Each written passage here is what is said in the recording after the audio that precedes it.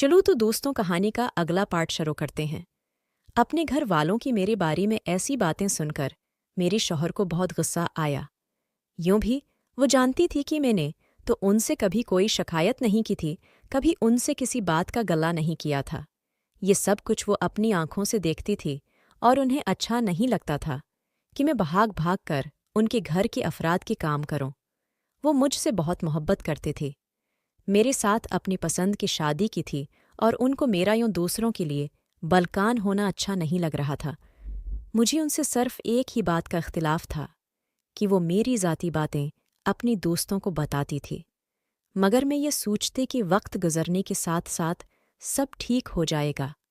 फिर वो चंद ही दिनों के बाद मुझे लेकर अलग घर में आ गई थी और हम लोगों ने नई सरी से अपनी ज़िंदगी का आगाज़ कर लिया। मैं बहुत खुश थी क्योंकि मुझ पर अब ज़िम्मेदारियाँ कम थीं, मगर एक ये भी नुकसान हुआ था कि मैं अपनी मायके में ज़्यादा नहीं जा सकती थी, और अगर जाती भी तो सब जाती और शाम को अगर वापस आ जाती थी, क्योंकि मेरे बगैर मेरे शौहर अकेली होती थी और उनकी कहानी पहने का इंतज़ाम करने के लिए मुझे घर में रखना पड़ता।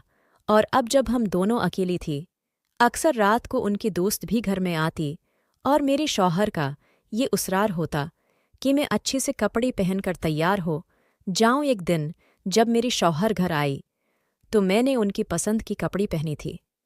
ये लिबास कदरी मॉडर्न था और मुझ पर बहुत ही ज़्यादा अच्छा लग रहा था। मैंने बल्का मेकअप भी किया था, जिसकी वजह से मेरा चेहरा खूब ढमक रहा था। तभी दरवाजे पर बेल की आवाज़ सुनाई दी। मैंने जब दरवाज़ा खोला तो सामने देखकर मैं समट कर रह गई थी। मेरे शौहर के साथ उनके 3-4 दोस्त भी थी जो सीधा घर में दाखिल हो गई थी। मेरे शौहर का ये मामूल था कि घर आती है वो मुझे खुद से लपटा लेती और मेरी माथी पर बोसा देती थी। आज भी उन्होंने ये सब किया। अपनी दोस्तों की मौजूदगी में उनकी उस हरकत से मैं शर्म से पानी पानी हो गई थी, और दूसरा मुझे अपनी पोजीशन का भी ख्याल आ रहा था। उस वक्त मैं डोपटी से बेनियाज थी और उनके सभी दोस्त मुझे अजीब से नज़रों से घूरी जा रही थी। और फिर मैं उनको छोड़कर अपने कमरे में जल्दी से आई तो मैंने उनके दोस्तों की इंतहाई वाहियात बातें सुनी जो मेरे शौहर के साथ मेरे बारे में कर रही थी। वो उनके साथ छेड़खानी कर रही थी और मेरे शौहर हंस हंस कर उनकी बातों को सुन रही थी। उनका एक दोस्त कह रहा था, यार भाभी तो बड़ी पीस ढूंढी है, उस ड्रेस में तो गजब ढा रही थी। मेरी तो नज़रें उनसे हट ही नहीं रही थीं।